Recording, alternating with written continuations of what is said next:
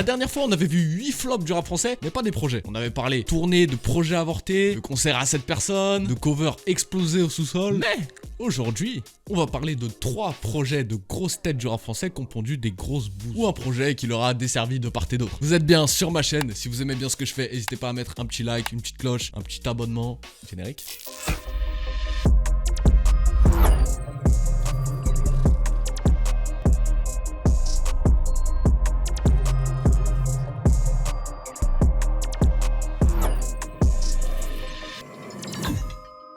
Et aujourd'hui, les partenaires de la vidéo sont Chain Nation, je sais. Me fais pas croire que tu connais pas Chain Nation. Tu connais pas Chain Nation? Tu me connais pas. La bijouterie streetwear française, des pièces très sobres, classe, plein de ice. La bijouterie préférée du rap game. Ça fait des années qu'on taffe ensemble et ils ont toujours une très bonne réputation. Et j'ai toujours eu très bon retour de vos expériences clients. Beaucoup de notes sur Trustpilot et un SAV très disponible si vous avez des galères. Un service de création sur mesure, chaîne pendentif, pack, bien plus. En ce qui concerne la livraison, elle est offerte et elle est très rapide, disponible même à l'international.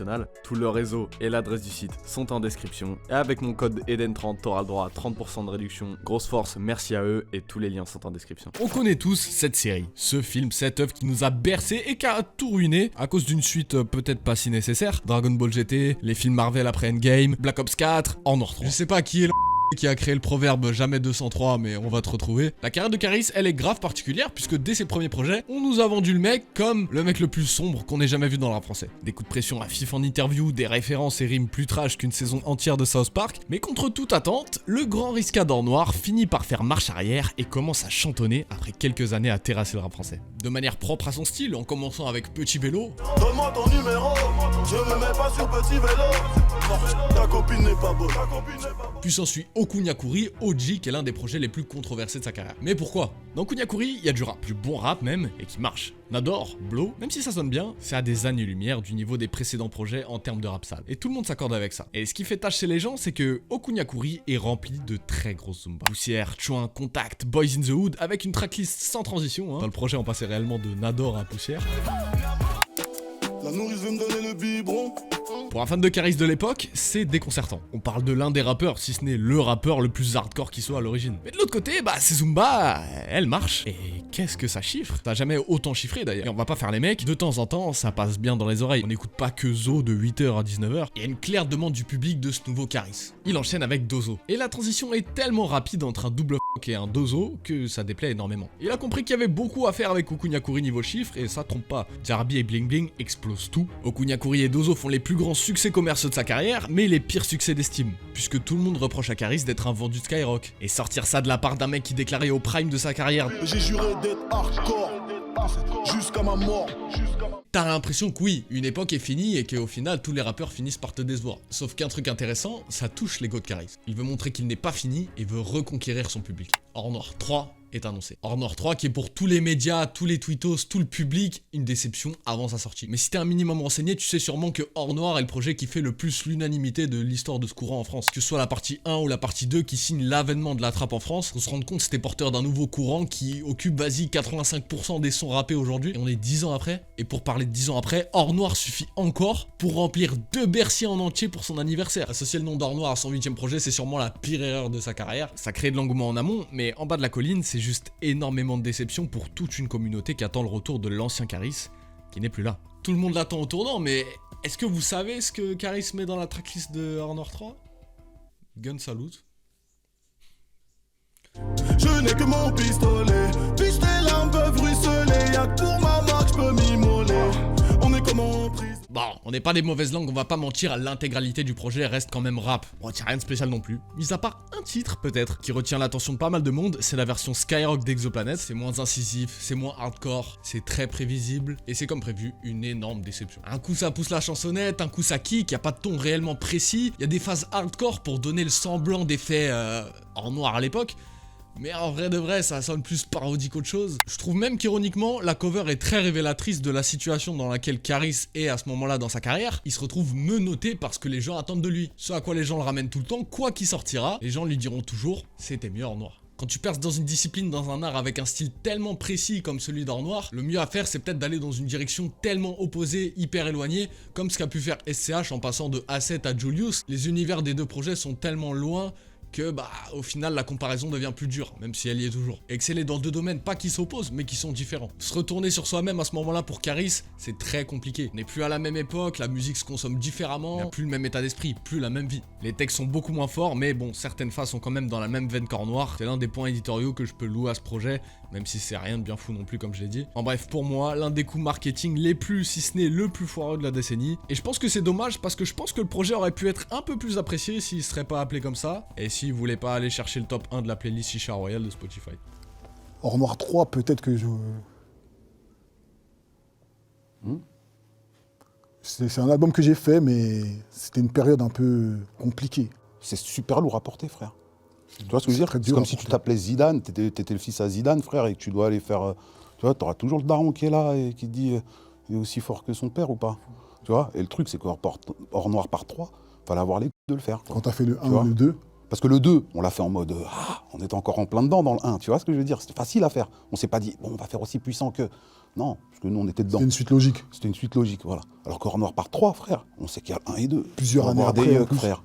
Faut avoir des yucks, La musique a changé. tu vois? Tu reviens avec un nom, Il aurait pas eu ce nom, Or Noir part 3, ça aurait été différent. ça aurait été différent, je pense. C'est pour ça aussi que le public, direct, hein, tu leur dis même pas, là, c'est même pas eux qui le font automatiquement comme ils auraient pu le faire. Tu l'appelles Or Noir part 3, donc ils vont te le comparer automatiquement. Comme je disais tout à l'heure, alhamdoulilah par rapport à tout, mais il y a un truc qu'il ne faut pas oublier, c'est que la vie d'un artiste, c'est des hauts et des bas. Tu vois. Si vous me suivez depuis un moment, vous connaissez mon amour pour la discographie du rebeu moustachu du 9-4, ou à Narcos, Boys in the Hood, série autre film de rebeu du 9-4, rythmé par les allers-retours en prison, les cavales, Force et Honneur signe quand même un certain renouveau, et Repro 3 commence à porter des petites faiblesses. Des phases fainéantes, pas très travaillées, mais on s'en sort quand même très bien avec des sons de fou, Vori Vezakon, Addabi, Jericho, Intocable aussi, j'avais zappé avec Mister You. Après ça, une absence de 2 ans et un projet est teasé, avec un projet éponyme, Lacrime de Lacrime, ça vend du rêve quand même. À cette période, ça fait quand même un petit moment que Lacrime il se cherche. Il est plus accompagné par Core avec qui il a marqué les plus grands moments de sa carrière, il est pas vraiment épaulé, les figures de son entourage comme SCH partent, il vend son projet en média comme une formule liée à de nouvelles inspirations. Un Lacrime qui est à la fois complètement matrixé par ce qui se passe sur la scène US et qui a aussi clairement besoin d'élévation, de stature. L'ossature du projet, elle est très particulière, elle comporte littéralement 9 feats dont 5 feats d'immense prestige quand même. On ressent clairement qu'il a envie de montrer au game français qu'il a la thune et il a le nom pour devenir quelqu'un de très très grand. Snoop Dogg, 6ix9ine, Rick Ross, French Montana, Siab Mami, sauf que ramener des gros feats internationaux pour son projet, ça a jamais vraiment hyper bien marché. Il y a de très nombreux artistes qui le clament chaque année, il y a souvent beaucoup de manque de respect, très mauvais couplets, les gens ne se pointent pas, et ça coûte la peau du cul. Celui avec French Montana, on ressent juste la recherche du Awabis, de refaire le hit, mais c'est juste décevant, sans sucre, ni sel, ça prend pas. Une belle de Puerto Rico. Oh, oh, la señorita. Bloody avec 6ix9ine, même si le clip accentue le côté ringard et complètement dépassé avec le partenariat Philippe Plein, ouais, le clip est littéralement un défilé Philippe Plein, on a le droit à un Lacrime qui se la joue 6ix9ine et qui crie au micro. 6ix9ine ça me dérange pas trop parce que je cherche rarement à comprendre ce qu'il rappe, mais quand c'est Lacrime qui me crie qu'à New York on n'est pas des rigolos, ça le fait pas trop.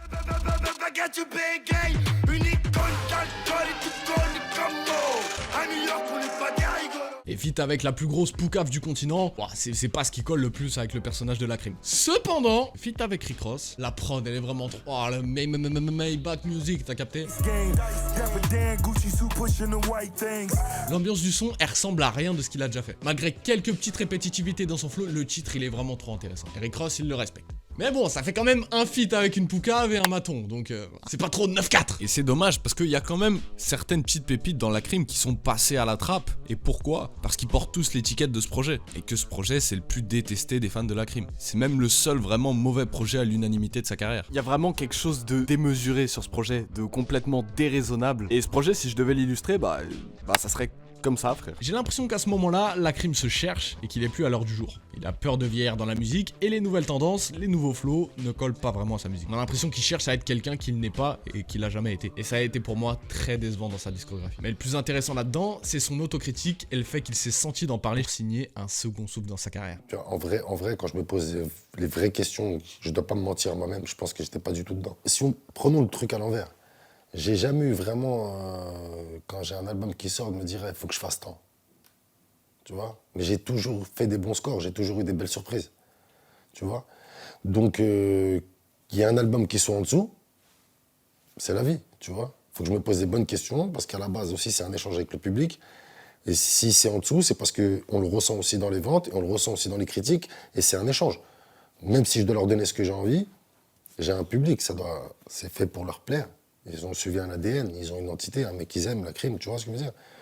Donc je dois me remettre en question par rapport à ça, ma carrière et mon public. Il y en a beaucoup qui manquent de respect à Sadek aujourd'hui. Hein. Mais 2015 à 2017, c'est quelqu'un les gars quand même. 3 projets qui vont quand même bien marquer la décennie de leur empreinte. 3 projets qui comportent leur lot de son culte. 3 projets bien contrastés d'un très bon rappeur français. Le 3e projet en question, vulgaire, violent, ravi d'être là, marque les esprits. De par le fait que ça soit un excellent album déjà, hein, très bien défendu, avec une cover originale qui fait beaucoup parler, Sadek étant plein dans son registre, il est au pic de sa carrière. Tout le monde le connaît, c'est celui qui fait gaulerie en interview, il a un bon capital sympathie, et il tape 10 de platine. Que demander de plus? Le temps passe et Sadek tombe sur un style, la funk brésilienne, la funk carioca, et il tombe complètement amoureux du délire. À un point qu'il décide de centrer tout son prochain projet pour faire un truc hyper conceptuel autour de cette rythmique. La funk brésilienne, c'est le boum tchak tchak boum tchak. La proposition, elle est très osée, mais pas conne.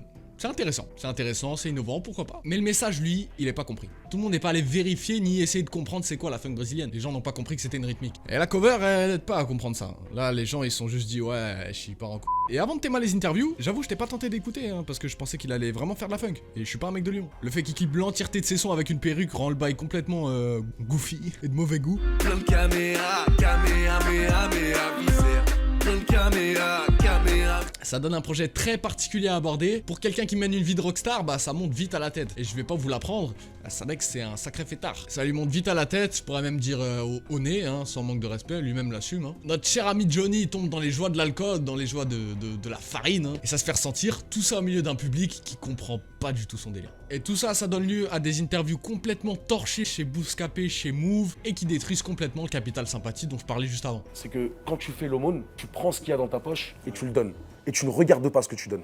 Il m'est arrivé une phase comme ça, où j'étais dans le 9e arrondissement. Donc je fouille dans ma poche, je donne les pièces que j'ai à un mendiant, et il me regarde comme je lui dis, écoute-moi bien, t'as deux bras, 2 jambes, va braquer les Les codes du hip-hop, ils ont sauté en éclat. Ils sont totalement inexistants, c'est pas un album de hip-hop, c'est un album de funk brésilien. Ça fait un sourire, alors que d'habitude, c'est le feu quoi. T'es plein de joie, t'es plein de feu, là on sent que t'as pas trop envie de parler de l'album ou... Moi j'ai décidé d'arrêter de parler en fait. Je vais commencer à envoyer de la musique parce qu'à chaque fois que je parle j'ai l'impression qu'il me faut 3 avocats donc j'ai décidé de plus trop discuter. Des interviews qui donnent encore plus un goût de gueule de bois à ce projet. Hein. Et le pari de la funk brésilienne souffre de la redondance qu'impose le style. La même rythmique sur 16 tracks pour beaucoup de monde c'est bien trop. Passer de Latour avec Joker à Rabat avec Oh mon Dieu Salva, c'est clair qu'il y a un sérieux downgrade. Et franchement c'est dommage parce qu'il y a quand même certaines pépites dans ce projet, on va pas mentir. Mais Johnny Janeiro souffre tellement du décor qu'il y a autour de ce projet. Il souffre tellement de sa mauvaise publicité, encore une fois. Et malheureusement à ce moment-là, Johnny de Janeiro, c'est tout sauf ce qu'on attendait de Sadek. C'est la fin de la vidéo. T'as kiffé ou pas? Si t'as kiffé, n'hésite pas à mettre ton petit like, ton petit abonnement, ta petite cloche. Tu connais mon frère. Je reviens en force. J'ai eu un petit moment de mou, je me posais des questions sur vraiment ce que je voulais faire. Et j'arrive avec un nouveau concept, un truc qui va changer un peu de ce que je fais. Je pense que vous allez kiffer, j'en dis pas plus. Ça va être avec un invité à chaque fois. Juste, mets la petite cloche pour suivre tout ça. Je vous fais plein de bisous les frères.